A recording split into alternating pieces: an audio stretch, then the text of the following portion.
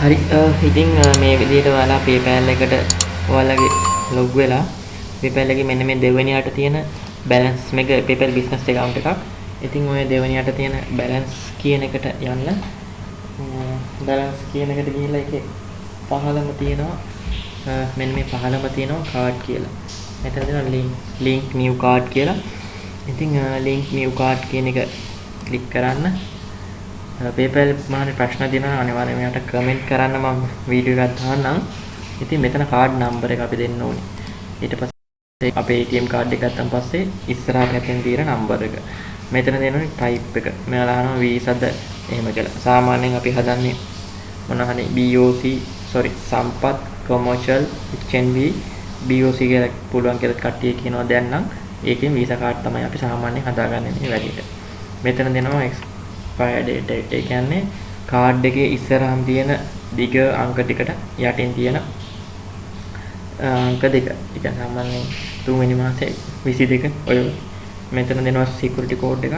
ඒ කියන්නේ කාඩ් එකේ පිටිපස්සේ අන්තිමටම තියෙනවා සුදු පාට කරපු අංක 3. ඒ තුන මෙතනට දෙනවා. right. ඊට මෙතන විශේෂ දේ තමයි මෙතන අපි address එක වෙනස් කරන්න යන්නේ නැහැ. address එක වෙනස් කරන්න යන්නේ නැහැ. හරි. මම දැන් වැඩේ කරලා පෙන්නන්නම් ඔයාලට මගේ data ටික enter කරලා. හරි. ඉතින් කාඩ් එකේ තොරතුරු ටික දීලා මම link card කියන එක click කරාම මෙතන අපේ කාඩ් එක link කියලා වැටෙනවා done කියලා වැටෙනවා. හරි. දැන් අපි ඒක done කරනවා. ඊට පස්සේ right. දැන් ඒතර මම කැපිච්ච ගාන කියන්නම් ඔයාලට. මෙතනදී කැපෙනවා account එකෙන් අපේ කියන්නේ කට්ටිය කියන්නේ මේක අපිට පස්සේ හම්බ වෙනවා කියලා. අපි කැපිලා තියෙන මගේ මැසේජ් එකක් ආවා දැන් HNB එකෙන් කැපිලා තියෙනවා රුපියල් මගේ දැන් බැලන්ස් එක 596යි 404ක් තිබ්බා ටික කැපිලා තියෙනවා කොහොම හරි 596ක් available balance එක තියෙනවා. ඊට පස්සේ රුපියල් කොහොම හරි 400 ගාණක් කැපිලා තියෙනවා මේකට. 400 ගාණක් කැපිලා තමයි මේක ඇවිල්ලා තියෙන්නේ. ඉතින් මේක අපිටයි හදාගන්න පස්සේ එනවා කියලා මෙයාලා කියලා තියෙනවා. හරි. ඉතින් ඔක තමයි අපි කාඩ් එක ලින්ක් කරන එකේ විස්තරේ. right. ඉතින් දැන් එතකොට මේක ඊළඟට අපිට කරන්න දෙයක් තියෙනවා අනිවාර්යයෙන්ම. මෙන්න මෙතන කාඩ් එක මෙන්න මෙතනට ගිහලා confirm your card කියන එකට ගිහිල්ලා අපි කාඩ් එක confirm කරන්න ඕනේ. ඉතින් මේ කාඩ් එක confirm කරන වැඩේ කරන්නේ අපිට බැංකුවෙන් දෙනවා මෙතනට අංකයක්. ඒ අංකෙ මෙතනට දෙන්න ඕනේ. ඒක අපි මෙතන confirm your card කියන එකට ගිහිල්ලා බලමු. මේ තියෙන්නේ මෙයාලා කියනවා look for small charge on your card after request code we will charge you මෙච්චරක් අපනවා කියලා තියෙනවා. usually appear 5 business days කියලා තියෙනවා. ඒ කියන්නේ මේ මෙයාලා අපිට code එකක් කියනවා. ඒ code එක ගන්න මෙන්න මේ පොඩි ගණක් කැපෙනවා කියලා තියෙනවා. ඉතින් අපි ඒක code එක get a code කියලා මේක select කරමු.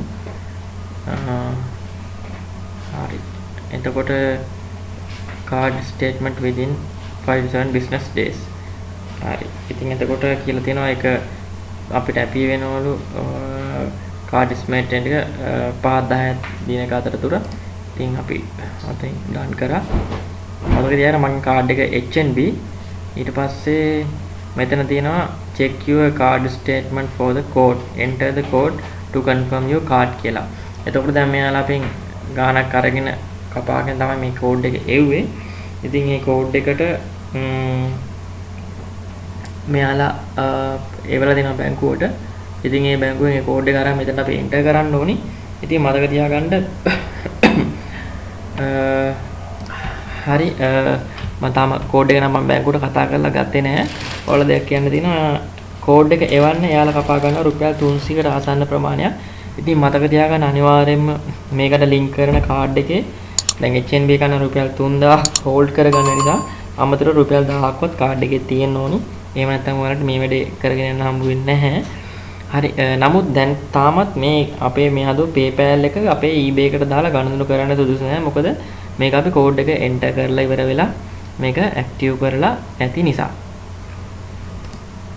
හරි යාළුවනේ ඉතින් කාඩ් එක අපි ඇක්ටිව් කළා මම HMB එකට කතා කරලා මගේ නම්බර් එක ඉල්ලගත්තා.